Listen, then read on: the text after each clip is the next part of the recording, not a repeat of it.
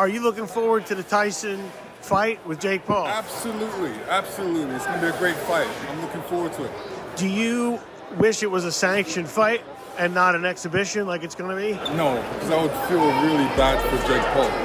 I don't want him to get hurt. Floyd Mayweather has brutally warned Jake Paul to cancel his upcoming fight with Mike Tyson. Meanwhile, Joe Rogan, the outspoken podcaster known for his strong viewpoints, weighed in with his critical analysis of what he foresees in this unconventional clash. For Tyson, who will be approaching his 58th year, this encounter carries immense significance and risk. Nonetheless, Rogan remains optimistic, believing that Mike Tyson possesses the finesse and determination necessary for the task at hand. During his podcast session, the seasoned 56-year-old host engaged in a lively dialogue with the renowned American comedian and actor, Sebastian Maniscalco. The dynamic of their exchange shifted gears when they delved into discussions surrounding the grand Netflix spectacle. Amidst their conversation, a striking phrase emerged as they described the essence of the upcoming bout. Joe summarized the fight in a single line, calling it a real full-bore 100% fight. Joe Rogan was optimistic that the two competitors would enter the battle with their best foot forward. He noted, "It's not even an exhibition. It counts on their professional record. It's a professional fight." He did not lose sight of the fact that Tyson is 30 years older than his opponent, though, and that fact has played a significant role in the more permissive regulations. He added, "They made it 2-minute rounds cause Tyson's old, and they were going to do 16-ounce gloves, but they're going for 14. Typically, when heavyweights step into the ring, they lace up their 10-ounce gloves and engage in a 12-round battle, each round lasting 3 minutes with a minute to catch their breath in between.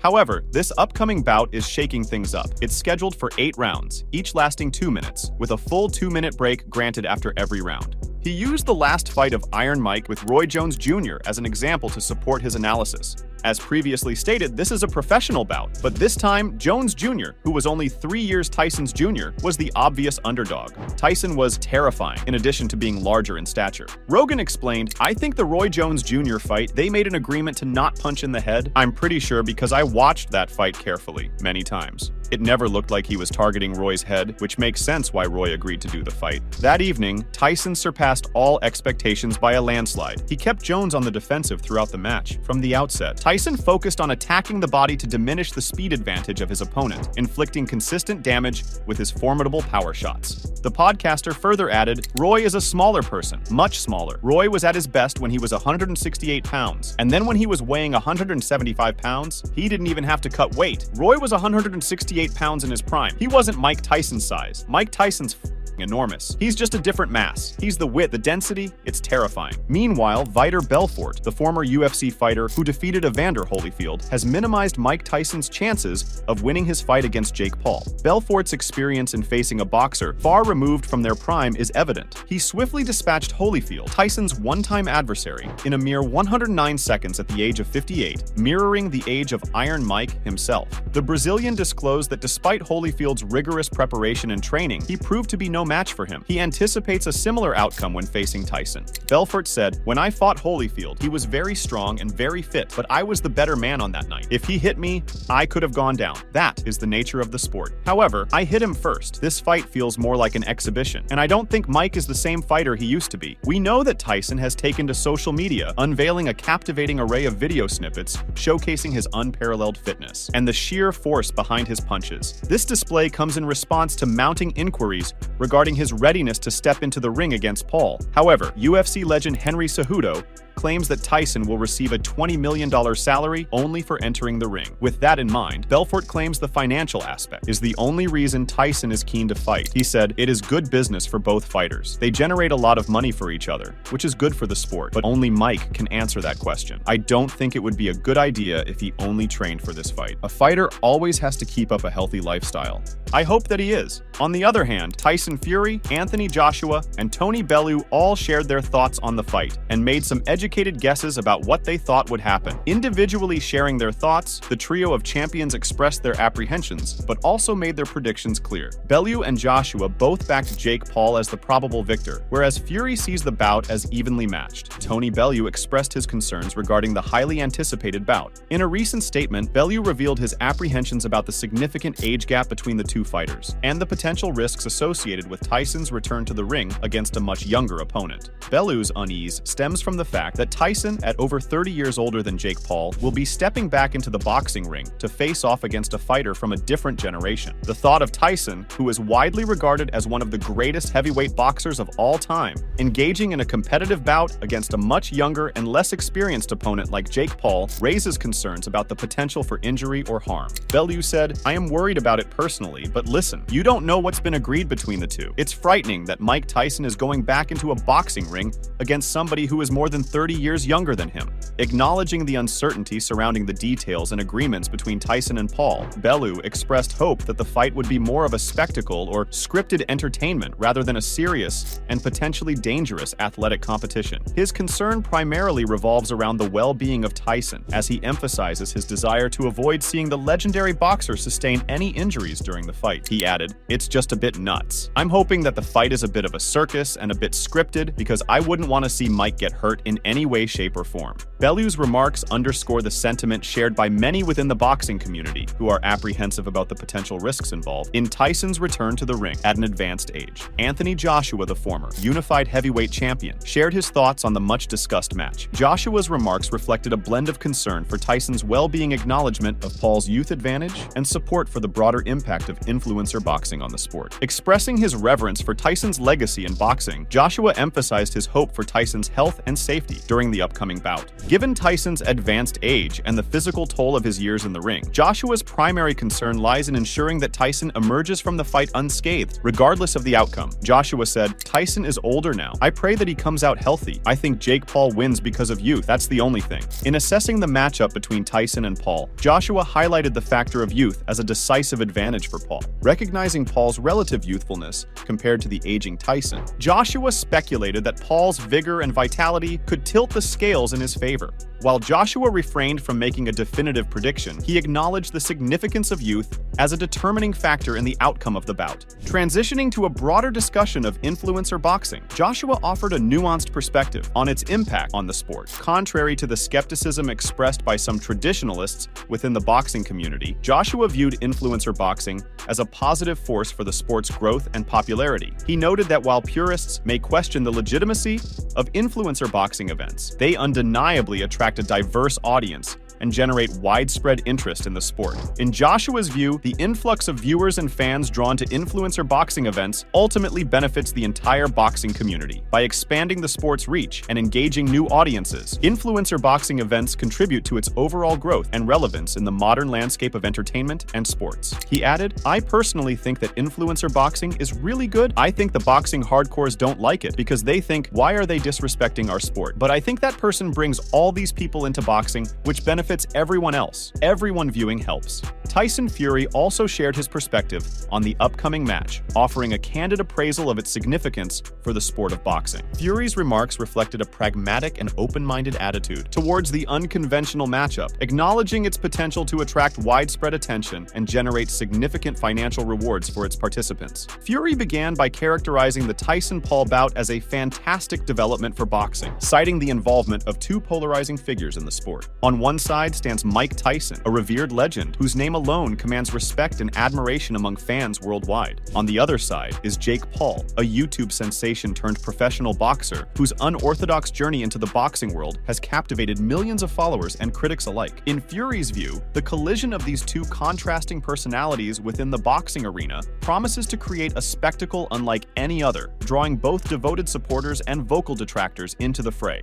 While acknowledging the divisive nature of Jake Paul's presence in the sport, Fury emphasized the undeniable impact he has had in expanding boxing's reach to new audiences, both online and offline. You know, I think it's fantastic for boxing.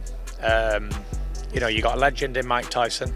You've got a YouTube boxer who's come into the game and blew it up, and he's got millions of followers and millions of views and millions of eyes, good, bad, or indifferent. Some people love him, some people hate him. Moreover, Fury highlighted the commercial aspect of the Tyson-Paul matchup, noting the substantial financial rewards awaiting both participants. With millions of viewers and fans tuning in to witness the event, Fury emphasized the lucrative opportunities available to Tyson and Paul, underscoring the significance of financial gain in professional sports. In closing, Fury adopted a pragmatic stance towards the Tyson-Paul bout, refraining from passing judgment on on the legitimacy of their involvement in boxing. Instead, he embraced the notion that both Tyson and Paul have the right to pursue their respective endeavors within the sport, irrespective of public opinion or traditional standards.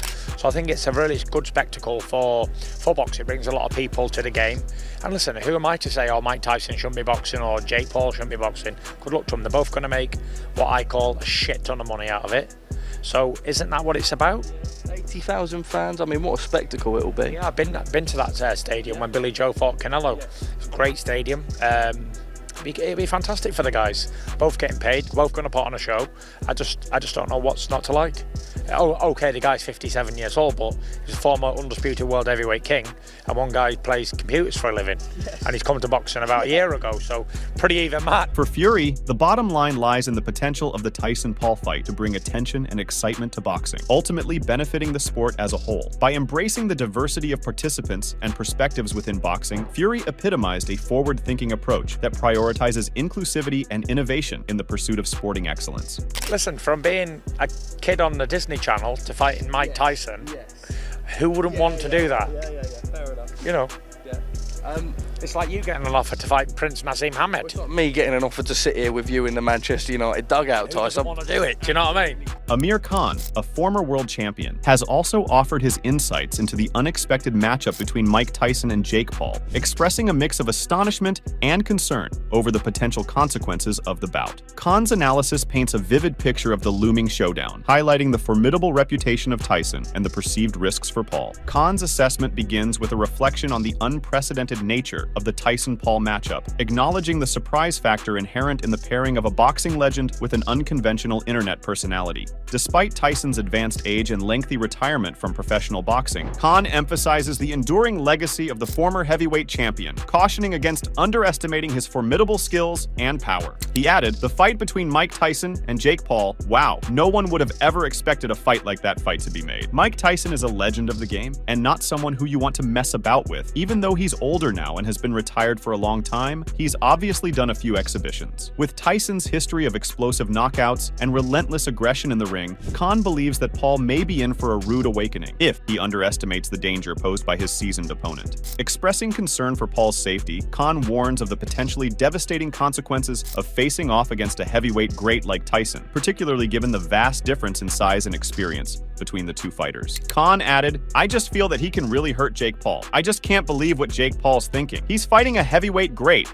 and I think he can get hurt badly." Khan's remarks reflect a sense of disbelief at the audacity of Paul's decision to step into the ring with Tyson, questioning the rationale behind such a risky endeavor. While acknowledging his personal fondness for Paul, Khan stresses the importance of recognizing the inherent danger in facing off against a living legend like Tyson, whose reputation as a fearsome knockout artist precedes him. He added, "Is it just hype with Mike and Jake posting it at the same? This is unreal, and I hope that Mike doesn't end up hurting him, because at the end of the day, I like Jake, but Mike is not a person you want to mess with or do an exhibition with, especially when you're a lot smaller and lighter." Moreover, Khan offers his prediction for the outcome of the bout, envisioning Tyson emerging victorious with a knockout victory in the early rounds. Despite Tyson's age and the passage of time since his prime years in the ring, Khan remains steadfast in his belief that the former champion retains the capacity to inflict significant damage on his opponents, particularly those who underestimate his abilities. He mentioned, "I don't know how this is going to go. Is it really going to happen? It amazes me, and I'm shocked. I've got Mike Tyson winning by knockout. Even though he's in his 50s, he's still a dangerous guy not to be messed with." Ultimately, Amir Khan's analysis serves as a sobering reminder of the inherent risks involved in the world of professional boxing, particularly when facing off against a legendary figure like Mike Tyson. As the Tyson-Paul matchup continues to capture the imagination of fans and pundits alike, Khan's words serve as a cautionary tale of the potential consequences of underestimating the power and prowess of a boxing icon. On the other hand, a prominent figure within a renowned nonprofit dedicated to exploring the impacts of concussions expresses concerns about Mike Tyson jeopardizing his future well-being by engaging in a bout against Jake Paul. While Paul may not be considered among the elite in talent, he possesses a formidable combination of skills, speed, and genuine power, evidenced by his 6 knockouts in 9 victories. This is a significant factor contributing to Nathan Howarth's concern, as the Director of Development and Operations at the Concussion Legacy Foundation UK, about the potential peril Tyson could face on the night of the fight. Talking about Tyson, Howarth said, "Anybody of all ages has to be clear about the potential risks of getting hit in the head, and they're only going to increase in terms of age and impact as you get older. We know that particularly as you get older, the brain's ability to recover seems to decrease." Moreover, Howarth stated that more research would be required to explore the quantifiable risks further. He mentioned that for older individuals, there might be potential consequences for brain health. He added, "For somebody who is older, there are potential consequences for brain health, and particularly again, it's also the time he's already being exposed that could then compound particular risks." Howarth's concern extends beyond Mike Tyson's age. It delves into the potential residual effects of the accumulated brain trauma from his 2-decade-long career in boxing. Coupled with the slower healing process associated with advancing years, this poses a significant risk should Tyson sustain significant blows from Paul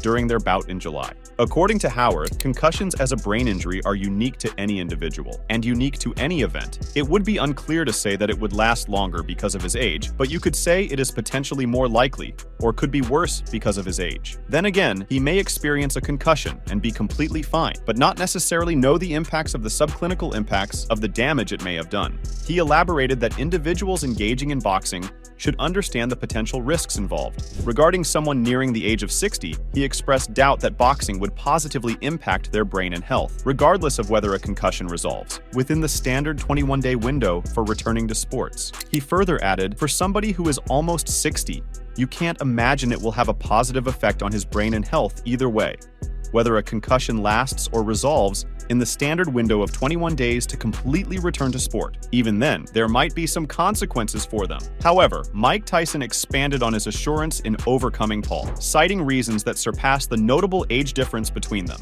This is from my point of view of grabbing glory, Never for money, only glory. I always believe that adversity or nervousness, it pretty much catapulted me into success. If I didn't have these feelings, I wouldn't go into this fight. I have to have these feelings to fight. Without them, I would never go in the ring. Mike Tyson displays unwavering confidence in his capability to prevail over Jake Paul, acknowledging the considerable 30-year age difference between them, especially within the boxing sphere. This gap carries significant importance. However, Tyson remains undeterred by the forthcoming challenge. The experienced 57-year-old articulated his belief in achieving triumph against Jake, elucidating the reasoning behind his steadfast certainty. I don't think he's faster than me.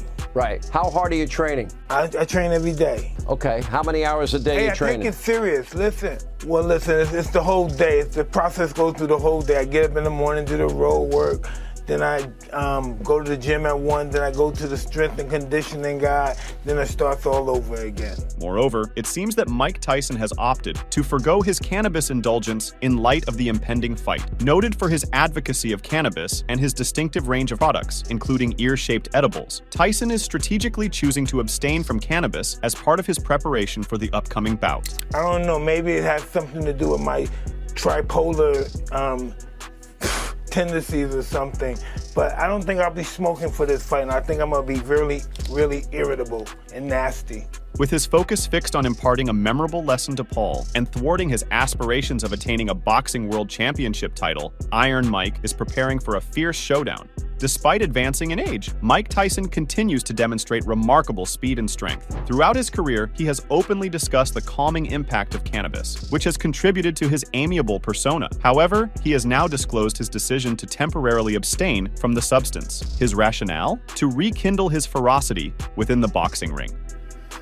Normally I do, but at this particular fight, I think I'm gonna go pretty raw and, naked. Moreover, Mike Tyson remains steadfast in his conviction that his speed exceeds that of Jake Paul's. This belief is evidenced by his regular posting of training sessions across various social media platforms, attracting millions of enthusiastic viewers. Remarkably, even at the age of 57, Tyson exhibits an impressive blend of speed and power, prominently showcased in his pad work. On the other hand, we know that the Paul brothers and Floyd Mayweather are embroiled in an ongoing feud. This rivalry first flared up with the inaugural bout between Logan Paul and Floyd Mayweather in 2021. In the preceding year, Tensions nearly boiled over between Jake Paul and Floyd Mayweather outside the arena while they were both attending the Miami Heat versus Cleveland Cavaliers game. So what you supposed to be? I'm just working, man. What happened? You're not tough anymore since your loss? What happened since your loss? Yo, we gonna bust him up, guys? I told you before, put that. Yo, let's bust him up. Where you running, Jake? Where you going since your fight? Since you lost? What's up, Jake? Where you going, Jake? Oh, he's running! He's running! Look at him! Logan Paul recently appeared on the In Depth with Graham Bensinger show, unveiling a surprising revelation about Mayweather's enduring animosity towards Jake Paul. It seems Mayweather still holds a deep-seated grudge against Jake, and that's why he is asking him to cancel the fight with Tyson. Reportedly, Floyd is not happy with this bout getting all the attention. Meanwhile, talking about Floyd's issues with Jake, Logan said that Jake hasn't been without a security guard since that moment. He knows that Floyd has goons who'd kill a man for money. If you haven't seen it previously, here's another video depicting a confrontation between Jake and Floyd, during which Paul grabbed Floyd's hat. You want to run a tour one night? Absolutely. You want to run a tour one night? Absolutely. Let's do it. Let's make it happen. Let's make it happen. Yes, sir. Get the paperwork for this bum. Get Al Heyman. Absolutely. I don't need Al Heyman. Let me call Al Heyman. I'm my own boss. I'm my own boss. One night. Got your hat. Got your hat.